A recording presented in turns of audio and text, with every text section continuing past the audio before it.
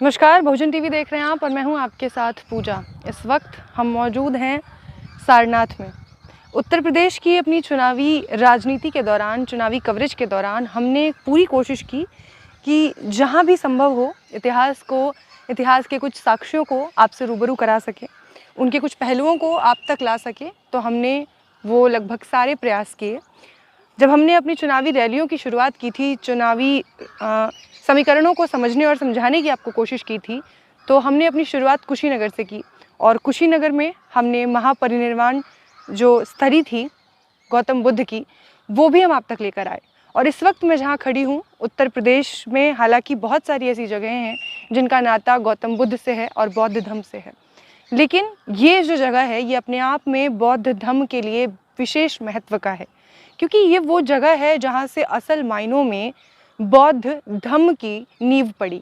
ये वो जगह है जहाँ से अपनी ज्ञान प्राप्ति के बाद तथागत गौतम बुद्ध ने पहली बार अपने ज्ञान को एक धर्म का रूप दिया। यहाँ से उन्होंने अपने 5 अनुयायियों को धर्म की दीक्षा दी, उन्हें ज्ञान दिया और इस जगह को उस वक्त के बाद नाम दिया गया धर्म चक्र प्रवर्तन का। ये वो जगह है जहाँ से बुद्ध का ज्ञान बौद्ध धम्म बना और उसके बाद आज करोड़ों लोग उसका अनुसरण कर रहे हैं, उसका पालन कर रहे हैं। तो ये जगह अपने आप में बेहद ख़ास है, ऐतिहासिक है और इसके पीछे का जो भी इतिहास है, जो कुछ भी हम जानते हैं या जो कुछ हमें जानने को मिलता है, वो सब और जो हम जानने की कोशिश करेंगे यहाँ पे, वो सब हम आप तक पहुँचाएंगे। ये मेरे पीछे जो आप स्तूप देख रहे हैं, बौद्ध धर्म में स्तूपों का महत्व कितना है ये हमने आपको दिखाया है। जहाँ भी हम गए हैं वहाँ हमें चैत्यगृह और स्तूप देखने को मिलते हैं। तो ये मेरे पीछे जो स्तूप है, ये इसे धमेक स्तूप कहा जाता है। धमेक का अर्थ होता है धर्मज्ञ, यानी कि धर्म को आश्रित करने वाला। तो ये जो स्तूप है, क्योंकि यहाँ पर ही गौतम बुद्ध ने अपने 5 शिष्यों कौंडिन्य, बप्पा, भद्दी, अश्वजीत, महानाम, इन 5 अपने शिष्यों को, अनुयायियों को यहाँ पर बौद्ध धर्म की दीक्षा दी थी। और ये 5 ही उनके जो शिष्य थे वो ब्राह्मण थे। ये मैं आपको यहाँ पे इसलिए बता रही हूँ क्योंकि बौद्ध धर्म में कहा जाता है न जच्चा वसलो होती न जच्चा होती ब्राह्मणों, कंबनो वसलो होती कंबनो होती ब्राह्मणों। यानी बौद्ध धर्म इसमें बिल्कुल यकीन नहीं करता कि आप जन्म से किस वर्ण के हैं या किस जाति, किस बिरादरी के हैं। यह आपके कर्मों पर आश्रित है, यह आपके कर्मों पर निर्भर करता है कि आप ब्राह्मण होंगे, क्षत्रिय होंगे, वैश्य होंगे या शूद्र होंगे। तो इसीलिए उन्होंने जो सबसे पहले अपनी दीक्षा दी अपने 5 अनुयायियों को, वो 5 ब्राह्मण थे। हालांकि उसके बाद उन्होंने शूद्रों, अतिशूद्रों और हर तमाम वर्ण व्यवस्था के जितने भी पायदान पर बैठे लोग थे, उन सभी को उन्होंने दीक्षा दी और अपने संघ में सम्मिलित किया।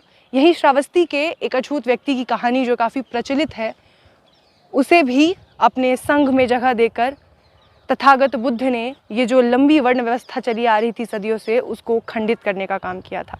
तो आज इस वक्त मैं जहाँ खड़ी हूँ, ये बुद्ध धर्म के अनुयायियों के लिए बेहद मानी हुई जगह है, जिसकी आस्था अपने आप में अनूठी है और यहाँ आना भर ही लोगों के लिए सौभाग्य की बात होती है। तो आज हम जब उत्तर प्रदेश में थे, वाराणसी में थे, जो अपने आप में आस्था नगरी है, लोगों की आस्था उससे जुड़ी हुई है, तो उसके 10 किलोमीटर के दूर यहाँ जब लोगों की आस्था से जुड़ा हुआ एक और ऐतिहासिक स्थान हमें पता है, तो हमने सोचा कि उससे भी आपको रूबरू कराना ज़रूरी है। इसी के तहत आज हम यहाँ हैं और अब चलते हैं आपको इस ऐतिहासिक धरोहर के बारे में विस्तृत तौर पर बताने। तो ये जो आप पूरा संरचना देख रहे हैं धमेक स्तूप का, इसकी नींव हालांकि सम्राट अशोक ने डाली थी। सम्राट अशोक के बारे में सभी जानते हैं कि अपने समय में शासकों में सबसे ज़्यादा, अगर बौद्ध धर्म के अनुयायियों में सबसे बड़े बौद्ध धर्म के अनुयायी में किसी को देखा जाता है तो सम्राट अशोक थे वो।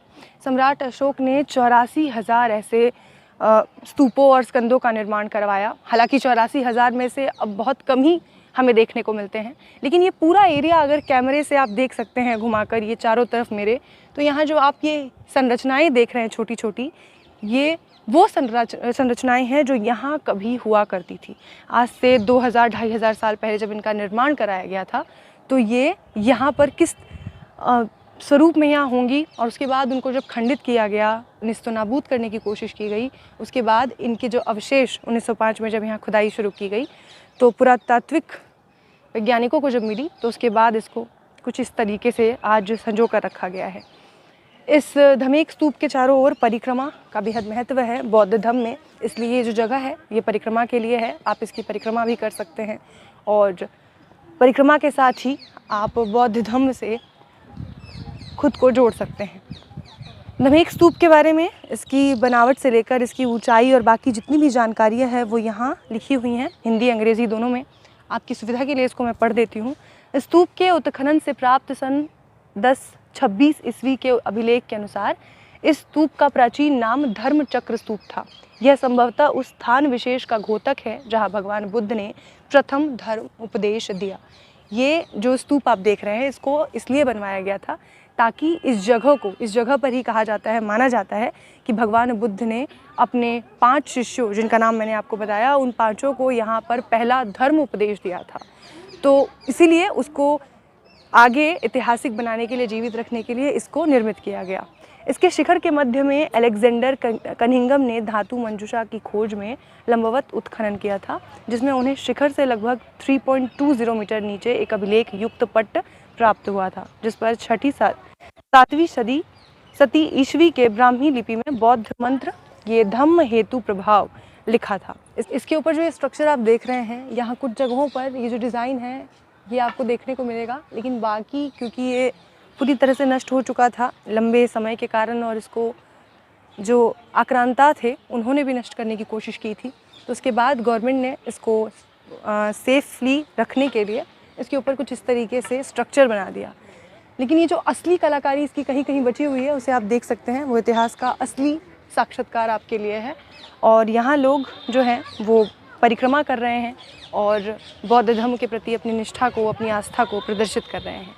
और ये मेरे पीछे जो आप टूटी हुई कुछ चट्टानें और पत्थर के टुकड़े देख रहे हैं, ये असल में कभी जो स्कंद और जो 84,000 स्तूप बनवाए गए थे उनमें से कुछ एक हैं, उनके टुकड़े हैं जो यहाँ आपको चारों ओर दिख रहे हैं, जिनको तोड़ने की और बर्बाद करने की कोशिश की गई।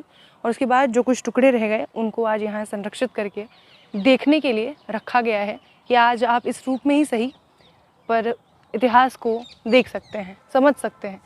इन पत्थरों को अगर आप ध्यान से देखेंगे तो यहाँ आपको सांची के स्तूप के जो डिज़ाइन हैं वो दिखेंगे।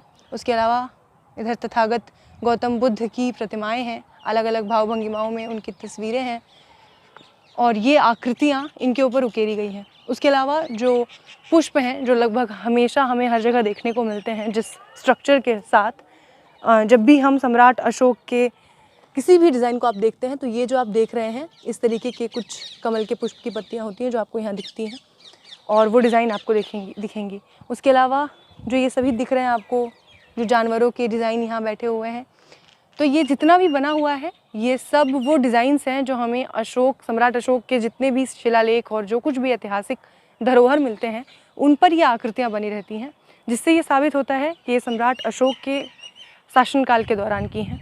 और ये मेरे पीछे जितना भी आप देख रहे हैं ये तमाम लगभग चैत्यगृह हैं। चैत्यगृह जैसा कि हम आपको हमेशा बताते आए हैं कि बौद्ध धर्म में जब कोई किसी भिक्षु की मृत्यु होती है, उनका महापरिनिर्वाण होता है, तो उसके बाद उनकी जो अस्थियाँ होती हैं उनको इस तरीके से चैत्यगृहों में रखा जाता है और उसके बाद उनके अनुयायी जो होते हैं वो वहाँ उनको अपना केंद्र बनाकर वहाँ अपना ध्यान केंद्रित करते हैं। तो ये जितना भी आप देख रहे हैं ये अलग अलग तरीके के चैत्यगृह हैं। उसके अलावा यहाँ कुछ छोटे छोटे पानी के सरोवर हैं, क्योंकि यहाँ मेन उपदेश सेंटर था ये। तो इस केंद्र में आप समझ सकते हैं कि कितने ज़्यादा बौद्ध भिक्षु, उनके अनुयायी यहाँ एक समय में आते होंगे और ये कितना बड़ा केंद्र रहा होगा शिक्षा का और बौद्ध धर्म के प्रचार प्रसार का। तो उसको महत्व में रखते हुए यहाँ इस तरीके से ये इतने सारे चैत्य बनाए गए जो अपने अपने गुरुओं को सम्मान देने के लिए, अपने जो शिक्षक थे उनको सम्मान देने के लिए ये बनाए गए होंगे।